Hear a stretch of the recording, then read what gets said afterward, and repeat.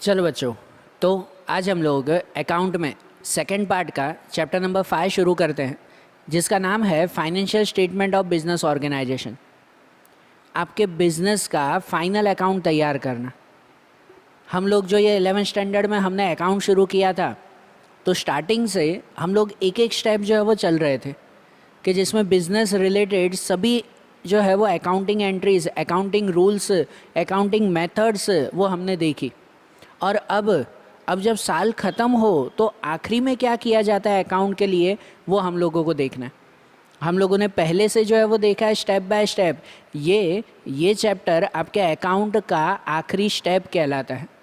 कोई भी बिज़नेस हो ना, कोई भी तरह का बिज़नेस, भले फिर वो सोल प्रोप्राइटरशिप हो, सोल प्रोप्राइटरशिप मतलब जो अकेला बिज़नेस चलाता हो वो हो, भले वो पार्टनरशिप हो मतलब जब पार्टनर्स में बिज़नेस चलाते हो, या बड़ी कोई कंपनी चलती हो, कोई भी तरह का बिज़नेस हो ना, हर बिज़नेस का आखिरी वर्क वो यही होता है, फाइनेंशियल स्टेटमेंट तैयार करना, बराबर ना, फाइनल अकाउंट तैयार करना। हर बिज़नेस का आखिरी वर्क यही होता है।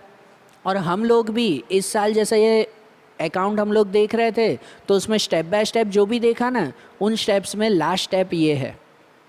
कौन कौन से स्टेप्स हमने देखे थे कि हमें ध्यान है ना कि हर बिज़नेस में सबसे पहले बेसिकली जर्नल एंट्रीज या तो सब्सिडियरी बुक्स बनाई जाती है। इनके बारे में हमने पार्ट 1 में देखा था। कोई भी बिजनेसमैन होता है ना, उसकी जो भी डेली एक्टिविटीज़ होती है ना, भाई रोज़ जो भी किया, इतना खर्चा किया, इतनी इनकम मिली, इतना परचेज़ किया, इतना सेल किया, जो कुछ भी किया हो हमने, बराबर, उन सब की बेसिक जर्नल एंट्रीज करता है बिजनेसमैन। जर्नल एंट्रीज करता है, या कोई कोई बिजनेसमैन सब्सिडियरी बुक्स बनाते हैं, ठीक है ना, कि कोई एक ही बुक में सभी एंट्री साथ में करता है जर्नल एंट्रीज़ की तरह। तो कोई कोई ऐसा होता है जो सब्सिडियरी बुक्स बनाता है, परचेस के लिए अलग बुक, सेल के लिए अलग बुक, परचेस रिटर्न के लिए अलग, सेल रिटर्न के लिए अलग, कैश के लिए अलग, बैंक के लिए अलग, सबके लिए अलग अलग बुक, तो वो सब्सिडियरी बुक्स। जैसे बिजनेसमैन की इच्छा वो वैसे वो तैयार करता है। जब जर्नल एंट्रीज तैयार हो जाती है तो उसके बाद बनता है उस पर से लेजर पोस्टिंग।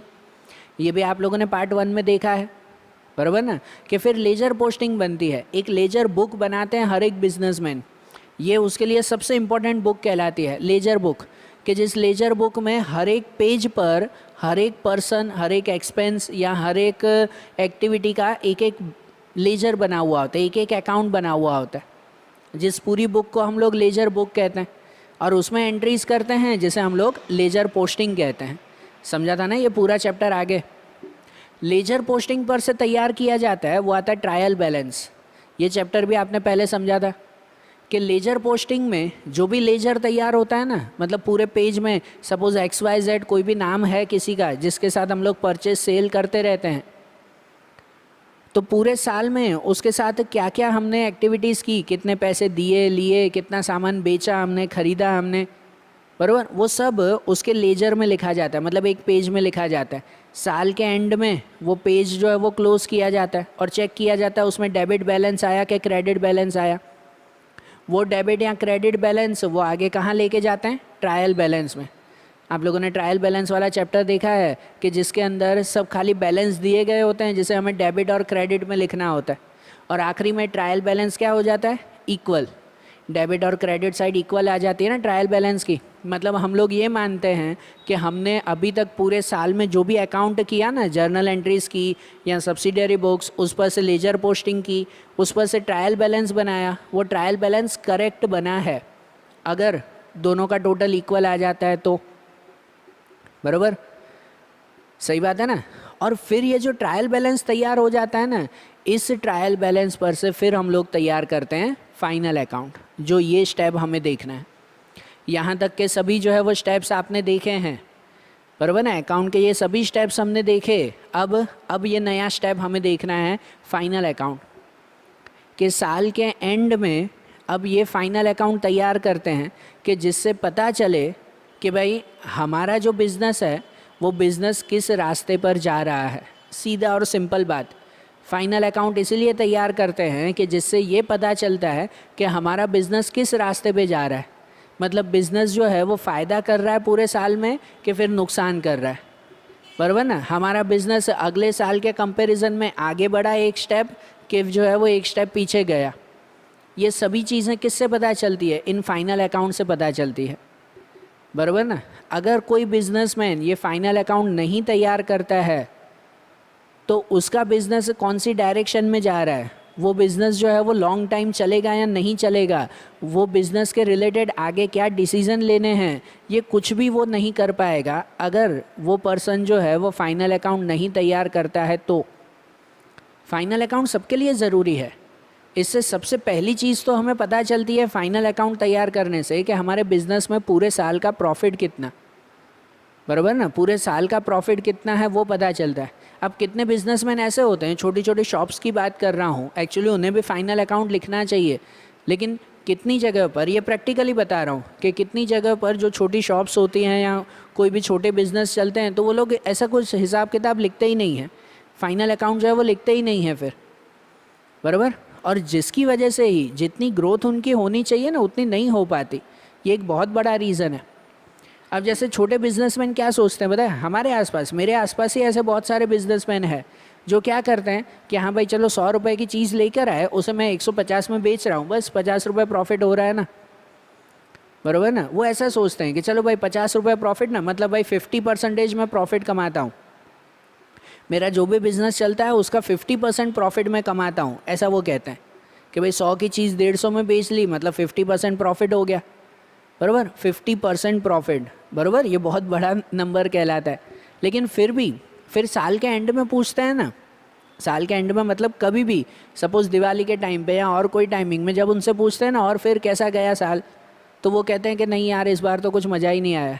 जब पूरा साल 50% प्रॉफिट आप कमा रहे हो तो आप सोचो कि उसका जो बिज़नेस चल रहा है वो बिज़नेस 2 साल में डबल हो जाना चाहिए कि नहीं। जस्ट इमेजिन एक प्रैक्टिकल बात, शायद आपके घर में भी बिजनेस चल रहा हो या आपके अड़ोस पड़ोस में ऐसा होता होगा, अगर वो 50% प्रॉफिट कमा रहे हैं तो आप इमेजिन करो कि 2 साल में उसका बिजनेस डबल हो जाना चाहिए, 100% उसके पास प्रॉफिट हो जाएगा, बराबर, डबल जितना तो हो जाना चाहिए उसका बिजनेस, पर नहीं होता। वो जिस कंडीशन में होते हैं उसी कंडीशन में उल्टा कम कर देते हैं, फिर कह देते हैं यार मंदी है छोड़ो ना यार मैं थोड़ा बिजनेस कम कर रहा हूँ। आप जब 50% प्रॉफिट कमा रहे हो तो कम कैसे हो सकता है, क्यों होता है पता है? वो इसीलिए क्योंकि जो पक्का हिसाब किताब उनके पास होना चाहिए ना, वो हिसाब किताब उनके पास होता नहीं है, वो फाइनल अकाउंट्स नहीं तैयार करते, जिसकी वजह से उनके बिजनेस का रियल प्रॉफिट कितना है वो नहीं पता चलता, जो फाइनल अकाउंट से पता चलता है।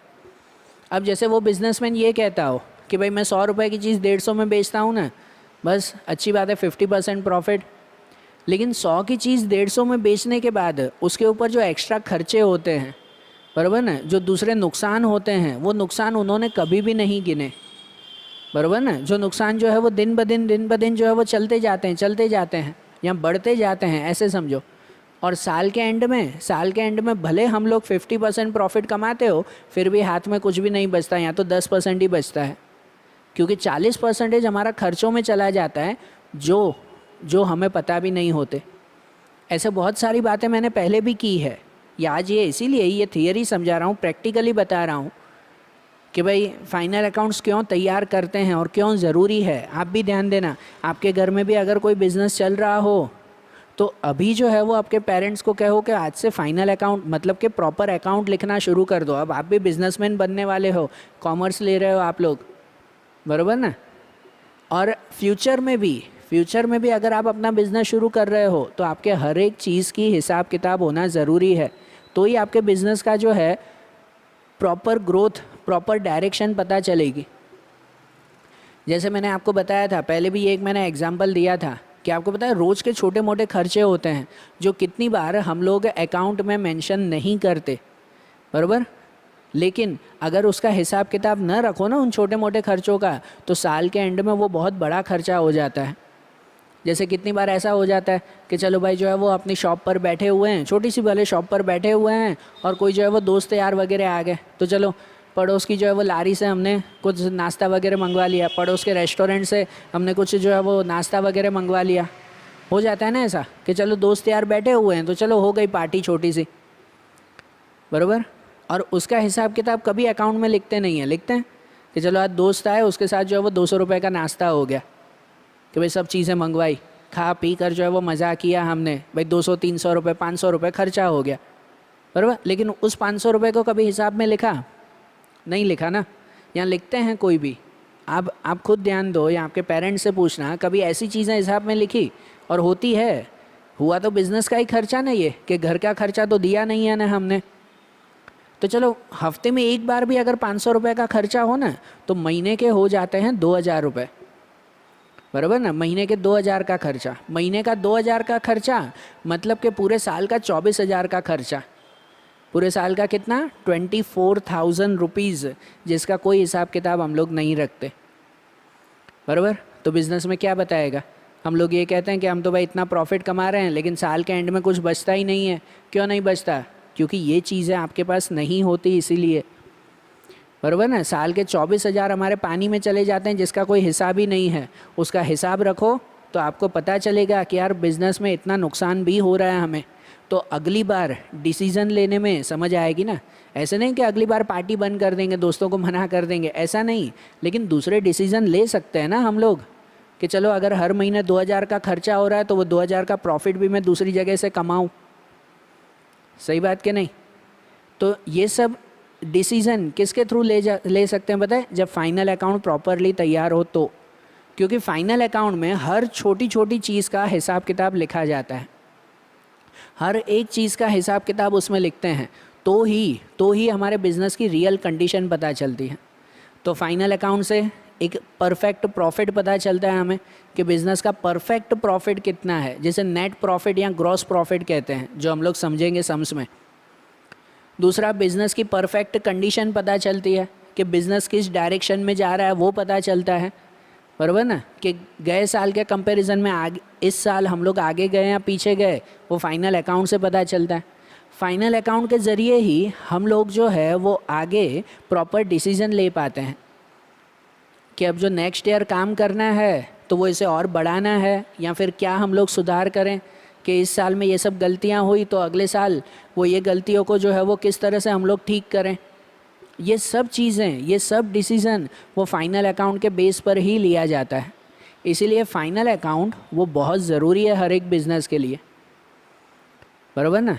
अब जब फाइनल अकाउंट तैयार करते हैं ना, तो फाइनल अकाउंट में 3 चीज़ें तैयार करते हैं। फाइनल अकाउंट जब तैयार होता है, ये हमारे सोल प्रोप्राइटरशिप का फाइनल अकाउंट है। ध्यान देना, सोल प्रोप्राइटरशिप मतलब कहते हैं जो अकेला पर्सन बिज़नेस चलाता हो।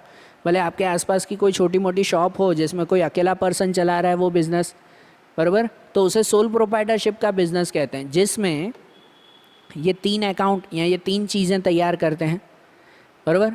पार्टनरशिप का फाइनल अकाउंट अलग आता है। अगर कोई पार्टनरशिप में बिज़नेस तैयार करता हो या चलाता हो तो उसमें ये नहीं, इसके अलावा भी चीज़ें तैयार करते हैं। कंपनी अगर कोई चलती हो तो उसमें फ़ाइनल अकाउंट अलग तरह से तैयार होता है। वो चीज़ें आप लोग 12th स्टैंडर्ड में सीखोगे।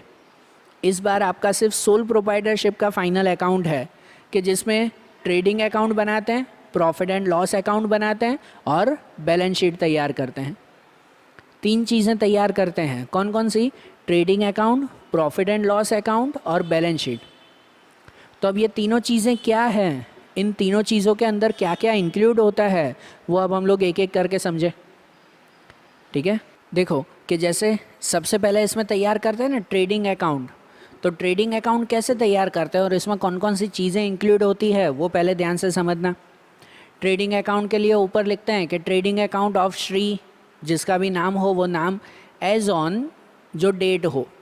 फाइनल अकाउंट हमेशा साल के एंड में ही लिखा जाता है, अकाउंटिंग ईयर के एंड में। अकाउंटिंग ईयर कब ख़त्म होता है? 31 मार्च को, बराबर ना। तो 31 मार्च को ही फाइनल अकाउंट लिखते हैं, उसको बीच में कभी नहीं लिखा जाता।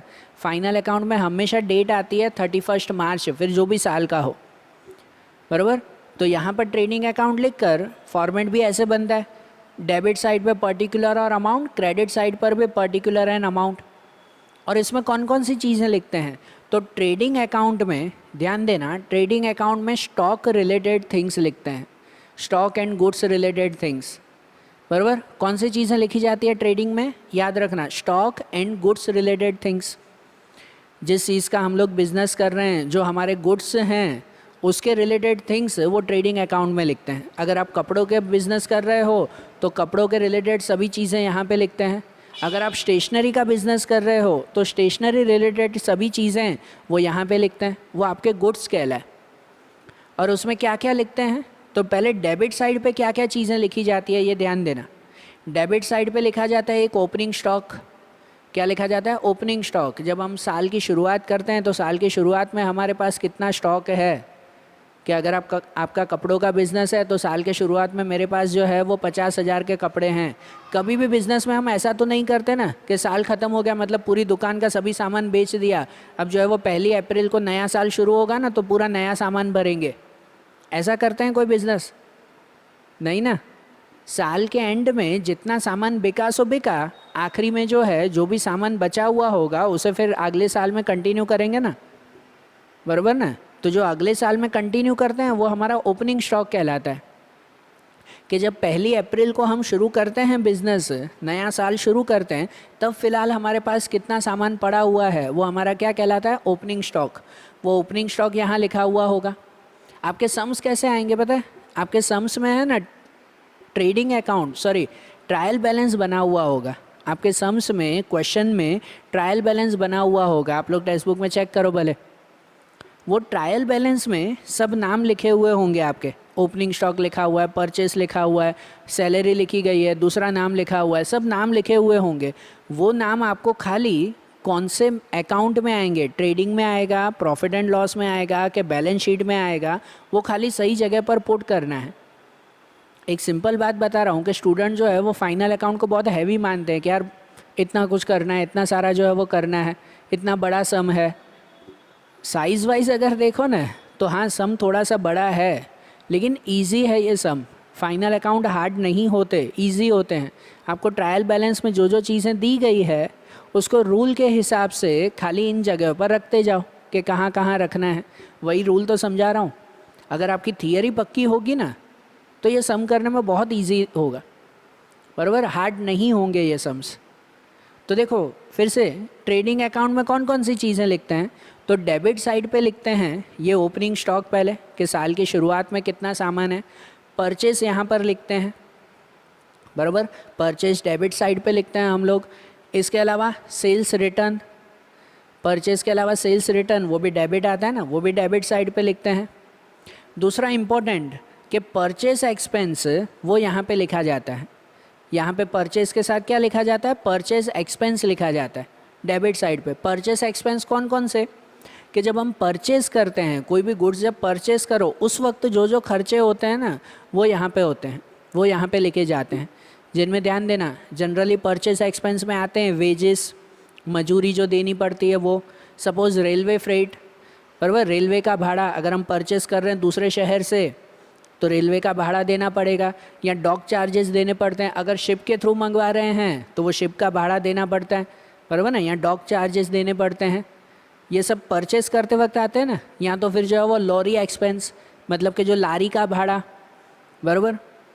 या फिर कि अगर परचेस करते वक्त बीच में कोई नुकसान हो गया, सामान टूट वगैरह गया, उसे खराजात कहते हैं, गुजराती में उसे खराजात कहते हैं। तो ऐसी सब चीज़ें जो भी परचेस के एक्सपेंस होते हैं ना, जब सम्स करोगे ना तो और क्लियर होगा, मैं समझाता भी जाऊंगा। जो भी परचेस के एक्सपेंस होते हैं वो सब एक्सपेंस यहाँ लिखे जाते हैं परचेस एक्सपेंस में। और दूसरा प्रोडक्शन या तो फैक्ट्री एक्सपेंस, दूसरे प्रोडक्शन करते वक्त जो जो खर्चा होता है ना वो खर्चा यहाँ पे लिखते हैं। या तो फैक्ट्री का खर्चा कि जैसे रॉ मटेरियल यूज़ किया तो उसका कोई खर्चा होता है, या फिर फैक्ट्री की जो बिल्डिंग हो तो उस बिल्डिंग रिलेटेड कुछ खर्चा, फैक्ट्री की मशीन चल रही हो तो उस मशीन का डेप्रिसिएशन का खर्चा। फैक्ट्री एक्सपेंस जो भी हो ना, आपके सम में मेंशन होगा ये फैक्ट्री एक्सपेंसेस, तो वो फैक्ट्री एक्सपेंसेस यहाँ पर लिखते हैं।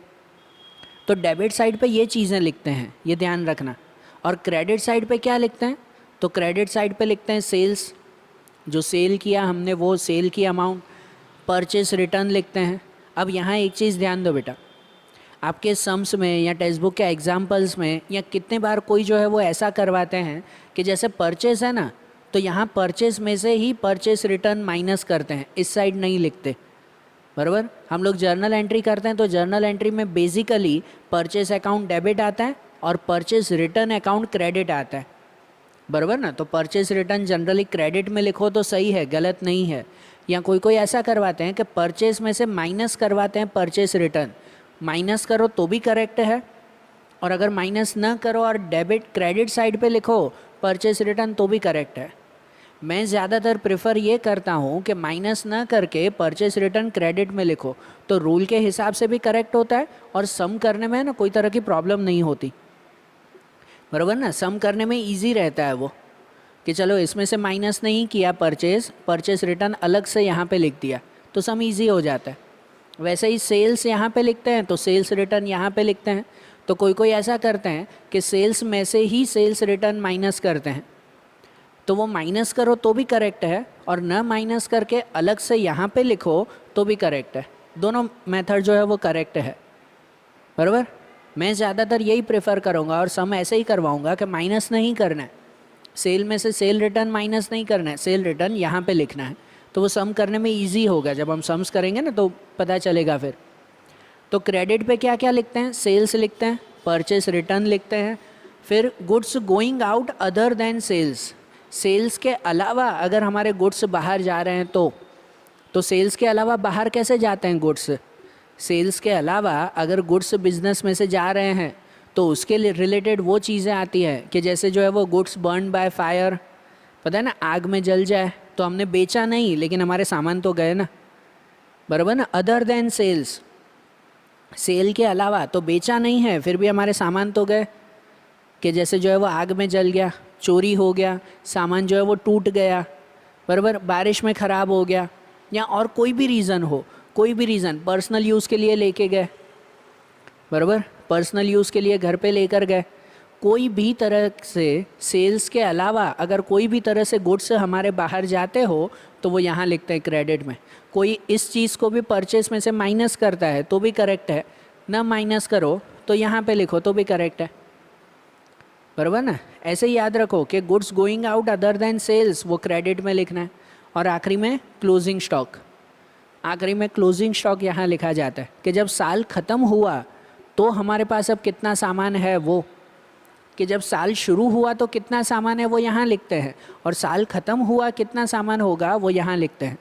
जब साल शुरू होता है 1 अप्रैल को, सपोज़ हमारे पास 50,000 का स्टॉक पड़ा है दुकान पे, बराबर। अब पूरे साल में कितना सारा सामान बेचा हमने, नया ख़रीदा भी, बेचा भी, सब कुछ किया, अब साल के एंड में हमारे पास कितना बचा तो उसे हम लोग क्लोजिंग स्टॉक कहते हैं, बराबर। तो इतनी चीज़ें ट्रेडिंग अकाउंट में लिखते हैं, ये ध्यान रखना। फिर ट्रेडिंग अकाउंट को क्लोज करते हैं, हर एक अकाउंट क्लोज तो होगा ना। ट्रेडिंग अकाउंट क्लोज होता है ना, तो अगर सपोज़ डेबिट साइड का टोटल ज़्यादा है, ये वैसे ही क्लोज करते हैं जैसे हम लोग हर बुक क्लोज करते हैं। कैश बुक क्लोजिंग की आपने, लेजर पोस्टिंग का क्लोजिंग किया आपने, बराबर। डेप्रिसिएशन के वक्त भी जो है वो आप लोगों ने ये सीखा है। हर एक चीज़ में क्लोजिंग कैसे करते हैं कि सपोज़ इस साइड का टोटल ज़्यादा है और यहाँ पे टोटल कम बच रहा है, तो अगर डेबिट साइड का टोटल ज़्यादा है ना तो यहाँ पे लिखते हैं फिर क्लोज करके ग्रॉस लॉस, कि डेबिट साइड पे एक्सपेंस होते हैं हमारे, तो इसलिए अगर इस साइड का टोटल ज़्यादा है तो मतलब बिजनेस में लॉस चल रहा है, और अगर इस साइड का टोटल ज़्यादा हो, हमारा यहाँ पे सेल करते हैं, पैसे आते हैं, तो अगर इस साइड का टोटल ज़्यादा है तो फिर यहाँ पे लिखा जाता है ग्रॉस प्रॉफिट, क्लोज करके यहाँ पे आपको ग्रॉस प्रॉफिट मिलेगा। ग्रॉस मतलब कहलाता है कि अभी जो है वो कच्चा प्रॉफिट, बराबर ना, कच्चा प्रॉफिट या कच्चा लॉस, इसे ग्रॉस प्रॉफिट या ग्रॉस लॉस कहते हैं, क्योंकि अभी कैलकुलेशन बाकी है, बराबर ना, तो इसलिए ये अभी कच्चा प्रॉफिट कहलाया, पक्का नहीं। फाइनल प्रॉफिट अभी हमारा नहीं है, क्योंकि उसके बाद फिर प्रॉफिट एंड लॉस अकाउंट बनता है, बराबर। तो ये ट्रेडिंग अकाउंट में ध्यान देना, इतनी चीज़ें इसमें लिखेंगे और उसकी ये क्लोजिंग की जाती है। अब उसके बाद फिर प्रॉफिट एंड लॉस अकाउंट बनता है। अब ट्रेडिंग अकाउंट बनाने के बाद दूसरा तैयार करते हैं, वो आता है profit and loss account. Trading account के बाद प्रॉफिट एंड लॉस अकाउंट तैयार करते हैं। ट्रेडिंग अकाउंट क्लोज करते हैं ना, तो उसमें आखिरी में जो भी प्रॉफिट या लॉस बचेगा, ग्रॉस प्रॉफिट या ग्रॉस लॉस, वो जो बचे उसे ट्रांसफ़र करते हैं इसमें प्रॉफिट एंड लॉस अकाउंट में। उसका फॉर्मेट भी वैसे ही, profit and loss account of Shri dash, जिसका भी नाम दिया हुआ हो, as on dash, particular amount debit credit पे वैसे ही। और प्रॉफिट एंड लॉस अकाउंट आपका सिंपल होता है।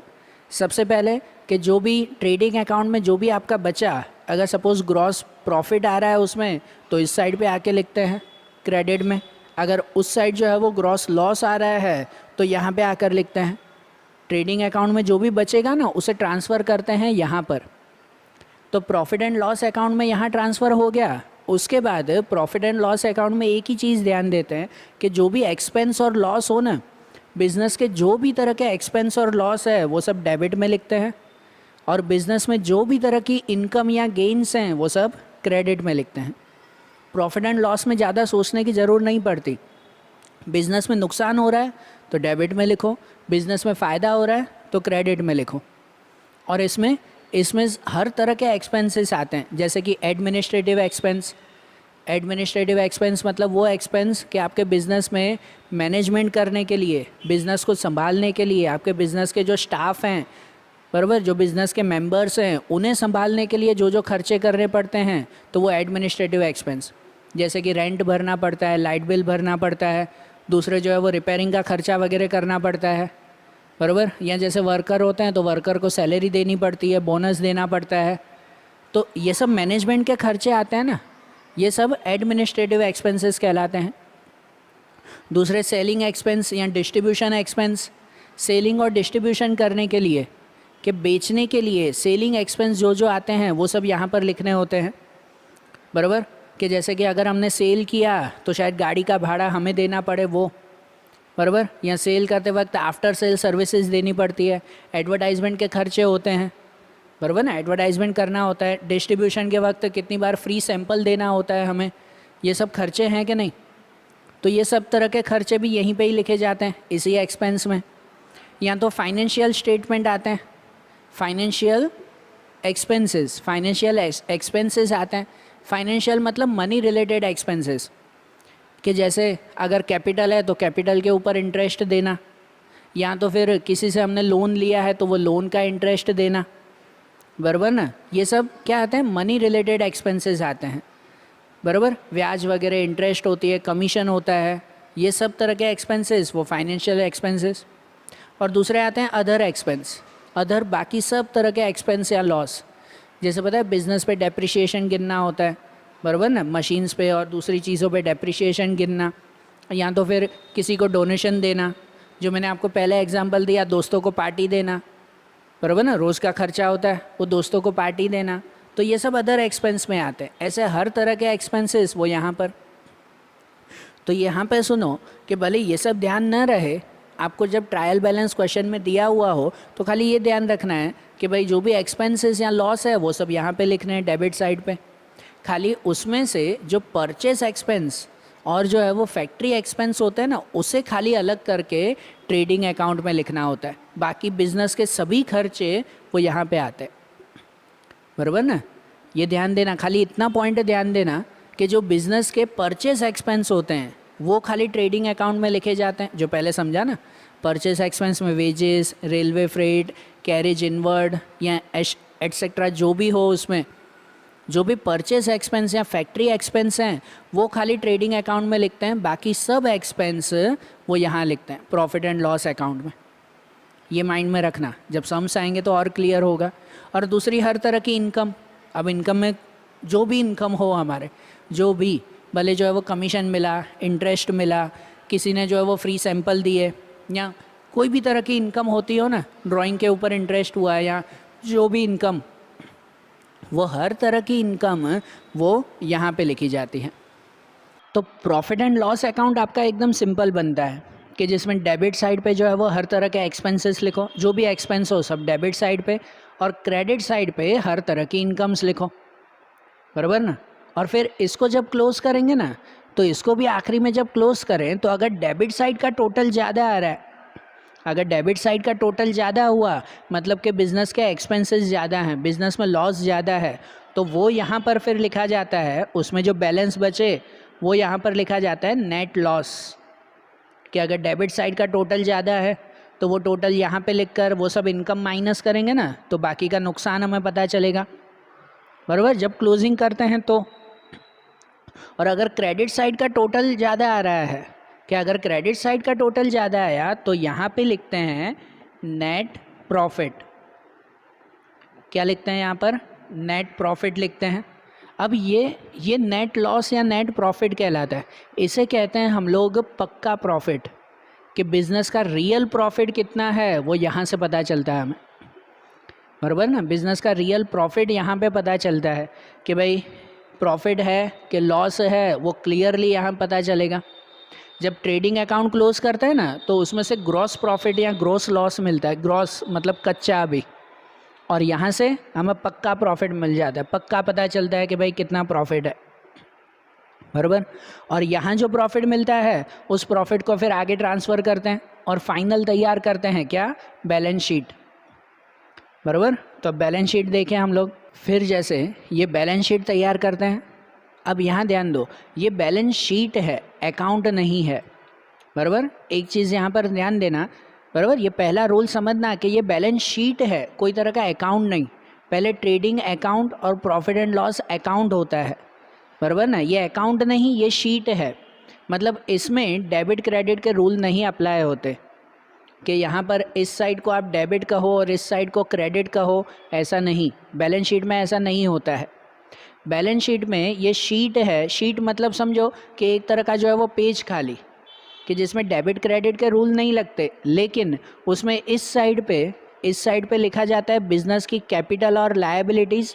मैंने शॉर्ट में लिखा है बिजनेस की कैपिटल और लायबिलिटीज़, वो इस साइड लिखा जाता है, और इस साइड लिखा जाता है बिजनेस के एसेट्स।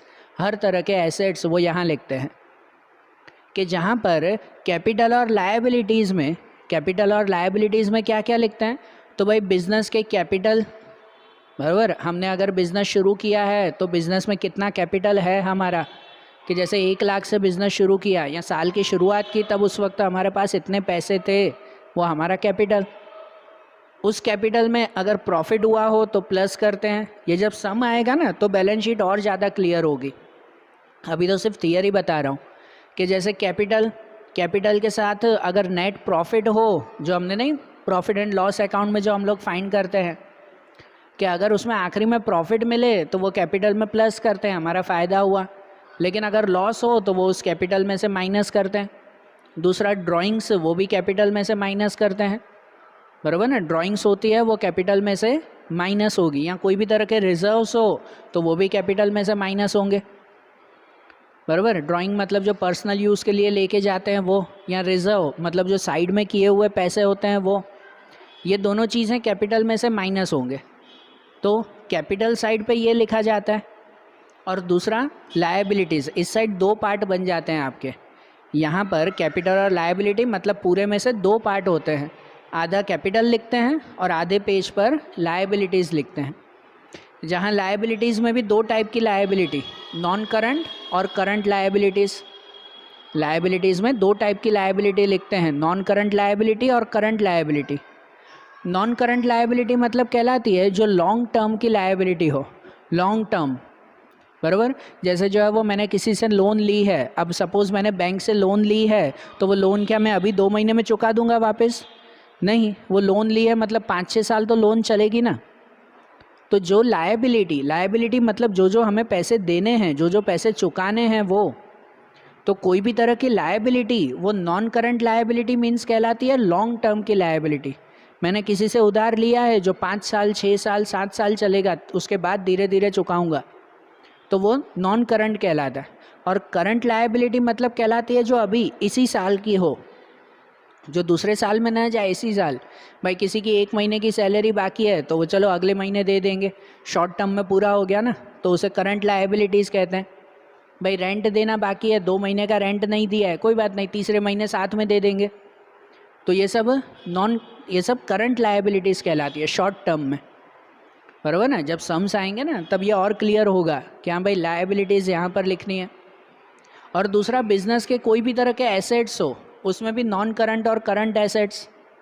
नॉन करंट एसेट्स मतलब जो लॉन्ग टर्म एसेट्स कहलाते हैं, जो ऐसे एसेट्स जो हमने एक बार खरीदे हैं तो अब बार बार नहीं खरीदेंगे, उसे सालों बाद खरीदेंगे। जैसे कि हमारे बिजनेस की बिल्डिंग, तो बिल्डिंग नॉन करंट एसेट होती है हमारी। अब जब हमने बिल्डिंग खरीदी है तो क्या हर साल खरीदेंगे, हर 2-2 महीने खरीदेंगे? नहीं ना। एक बार बिल्डिंग खरीद ली, अब वो बिल्डिंग जो है वो सालों तक चलती रहेगी, तो वो नॉन करंट एसेट हुआ ना हमारा। जैसे मशीनरी भी नॉन करंट या फिक्स एसेट कहते हैं, वो फिक्स एसेट हुआ, बराबर। जैसे फर्नीचर हुआ, बराबर ना, या फिर लैंड कहलाई, ज़मीन अगर हमने कोई खरीदी हो, फैक्ट्री की बिल्डिंग बनाई हो, तो वो सब चीज़ें नॉन करंट एसेट्स में आती है। जो लॉन्ग टर्म आता है, कहीं पे इन्वेस्टमेंट किया हो तो भाई 5 साल के लिए मैंने फिक्स डिपॉजिट रखी है या इन्वेस्टमेंट किया है, तो ये सब नॉन करंट में। और करंट एसेट मतलब कहलाता है जो शॉर्ट टर्म हो, जिसे इजीली ऑन द स्पॉट अभी खरीद या बेच सकते हो और ऑन द स्पॉट उसे कैश में कन्वर्ट कर सकते हो, वो करंट एसेट कहलाता है। जैसे कि कैश या बैंक बैलेंस, वो हमेशा बदलता रहता है ना, बराबर ना, कैश और बैंक बैलेंस हमेशा चेंज होता रहता है। या तो फिर स्टॉक हमारा, ठीक है, जैसे स्टॉक कहलाया, या दूसरे कोई भी तरह के ऐसे एसेट्स जो शॉर्ट टर्म के लिए हो, तो वो सब क्या कहलाते हैं, करंट एसेट्स। इन चीज़ों का जब आप सम्स करोगे तो ही माइंड में ज़्यादा क्लियर होगा, बराबर ना। और इसमें ये जब सब चीज़ें लिख देंगे ना बैलेंस शीट में, तो इसका आखिरी में बैलेंस बचना चाहिए नहीं। बैलेंस शीट क्लियर तब होती है कि जब उसमें बिजनेस की कैपिटल और लायबिलिटीज़ और यहाँ एसेट्स, वो दोनों कैसे हो जाएं, इक्वल हो जाए, बराबर ना, वो दोनों क्या हो जाए, इक्वल हो जाए, तो ही आपका बिजनेस करेक्ट कहलाता है। आप लोगों को अगर ध्यान हो तो पार्ट 1 में चैप्टर नंबर 5 समझा था हमने। पार्ट 1 में चैप्टर नंबर 5 जिसमें अकाउंटिंग इक्वेशन देखी थी, कि जहाँ अकाउंटिंग इक्वेशन आती है हमारी A = C+L, ये देखा था कि नहीं, पार्ट 1 में चैप्टर 5 था हमारा। A = C+L मतलब बिजनेस की जितनी एसेट्स होगी ना, उतनी ही A मतलब एसेट्स, उतना ही कैपिटल प्लस लायबिलिटीज़ होगा। यहाँ कैपिटल और लायबिलिटीज़ मिला के जितना हो, उतना ही बिजनेस का एसेट्स भी होना चाहिए, दोनों सेम होना चाहिए, तो ही कहलाता है कि आपने फाइनल अकाउंट करेक्ट लिखा है। मतलब अगर आप पूरा सम कर रहे हो और पूरे सम के एंड में, अगर पूरे सम के एंड में आपके बैलेंस शीट का टोटल करेक्ट आ जाता है, मतलब आपका फाइनल अकाउंट करेक्ट है, बराबर ना, आपने बिल्कुल सही से जो है वो अकाउंट लिखा है। लेकिन अगर एंड में आपके बैलेंस शीट का टोटल सेम नहीं बैठ रहा है, दोनों तरफ सेम नहीं आया अगर, तो मतलब आपने अकाउंट लिखने में मिस्टेक की है, बराबर ना, कि बिजनेस में जो है वो अकाउंटिंग में आपकी मिस्टेक हो गई, ये इससे पता चलता है, बराबर। तो फाइनल अकाउंट में कैसे तैयार करते हैं, ये तीनों समझ में आ रहा है ना। पहले ट्रेडिंग अकाउंट तैयार होता है, उसमें से जो है वो क्लोजिंग करके उसमें से जो प्रॉफिट या लॉस मिले उसे यहाँ ट्रांसफ़र करते हैं। फिर इसमें से जो प्रॉफिट या लॉस मिलेगा उसे फिर यहाँ बैलेंस शीट में लेकर आते हैं, और बैलेंस शीट में आखिरी में दोनों साइड का टोटल इक्वल बैठाते हैं, तो आपका फाइनल अकाउंट कंप्लीट होता है, बराबर। तो देखो आज हमने थियरी समझी है कि भाई ये तीनों अकाउंट कैसे तैयार करते हैं। अब प्रैक्टिकली इनके सम्स कैसे होते हैं, वो एक एक करके सम्स, वो अब हम लोग अगले वीडियोज़ में देखेंगे, ठीक है। ये अच्छी तरह से ये तीनों अकाउंट में क्या क्या लिखा जाता है वो माइंड में अच्छी तरह से बिठाना, ध्यान से समझ लेना उसे। फिर जो इनके प्रैक्टिकल सम्स हैं वो अब हम लोग कल के वीडियोज़ में देखेंगे। Okay, thank you.